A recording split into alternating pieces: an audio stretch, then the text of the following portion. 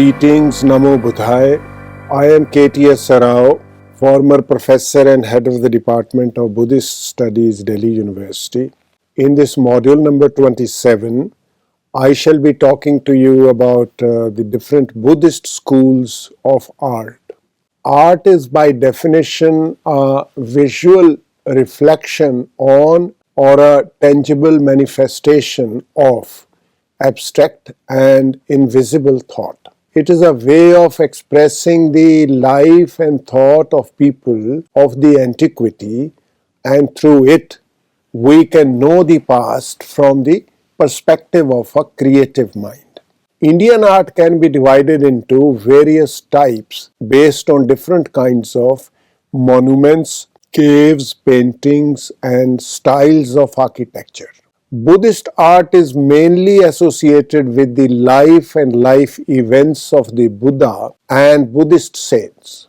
As it was primarily created to spread the Dharma, specimens of this art are primarily available from places where Buddhism had its presence.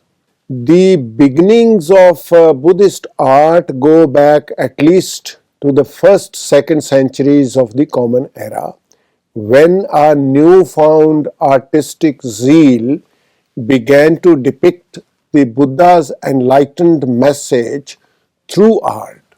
Consequently, 3 main schools of Buddhist art established their distinctive style and characteristics in India, namely the Gandhara school of art, the Mathura school of art, and the Amravati school of art. Though these 3 schools secured a special mention in the art of Buddhism, but it is worth mentioning here that it is the monolithic figures of the Mauryan dynasty that marked the beginning of Buddhist art and architecture in India.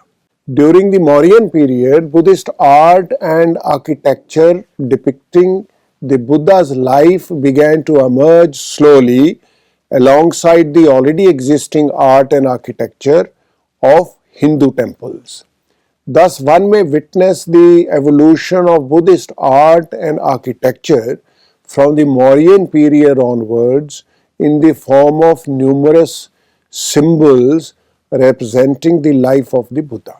A spurt in this activity can particularly be seen from the period of King Ashok, who created several architectural monuments in the form of pillars, stupas, and chaityas to disseminate Buddhism.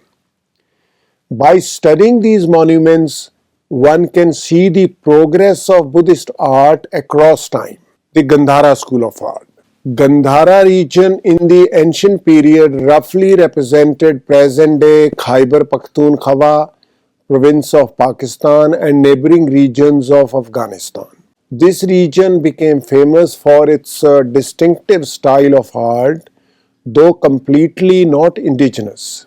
It drew its inspiration from the Indian art. Vincent Smith mentions that the Gandhar style that emerged in sculpture was a combination of Greco-Roman and Indian forms. Also known as Greco-Buddhist art or Greco-Roman style of art, apart from Hellenistic art, it also takes its inspiration from China and Iran. Gandhara art is a hybrid art, as in idea and style it was Indian, and in execution it was foreign. The influence of this school for the first time was felt in the 1st century of the Common Era in the northern part of India, and during the Kushana period reached its height in the 1st to the 5th centuries of the Common Era.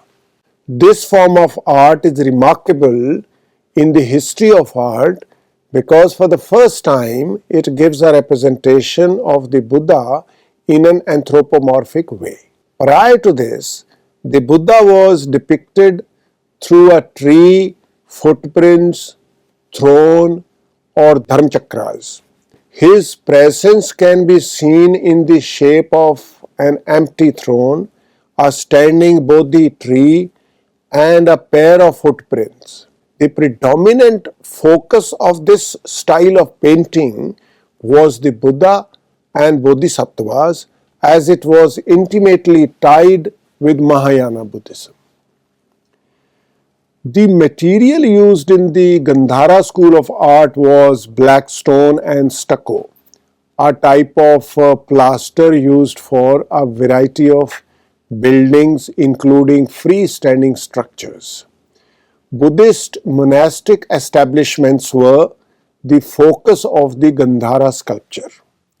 These monasteries served as a never-ending exhibition for the Buddha and Bodhisattvas, sculptured reliefs.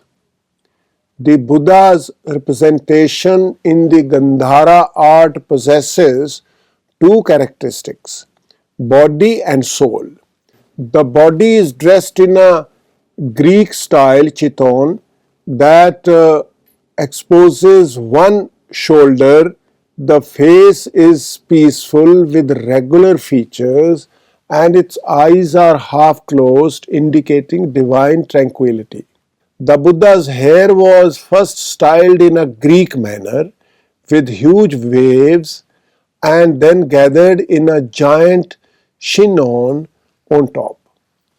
Gradually, the hairstyle drifts to the right and the chignon turns into a knob on the skull, ushnish, symbolizing spiritual strength. This protuberance is later replaced by a lotus flower or a flame in the south of India. Around this image, an entire symbolism, a whole iconography emerges. Later on, the garment's folds give way to basic lines which vanish completely during the Gupta period, when the Buddha's figure takes on a completely Indianite appearance. He takes on the shape we know him in today thanks to contributions from Chinese paintings and sculpture. Greco-Buddhist art instilled a love for realistic movement in Indian painting, allowing Indian artists to progressively free themselves from the formalism that seemed to draw away from the vitality.